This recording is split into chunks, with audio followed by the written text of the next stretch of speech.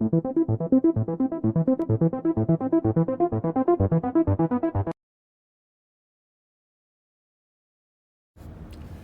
it's your boy Miguel from the Mode Mechanic 757. You know, I get down and get straight to the point.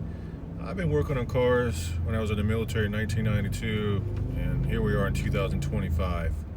When I come to you and ask you questions about what's going on with your car, I'm not expecting you to argue with me. If you're paying me to do a diagnostic, I'm going to do the diagnostic.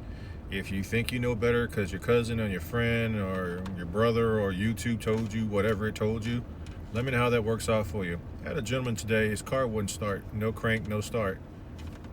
He swore up and down that he knew it was the starter, and I'm like, sir, it's not your starter, it is actually your battery. This guy's arguing for about 30 seconds, and I said, you can stop right there. I could walk away. I don't really need to have you as a customer.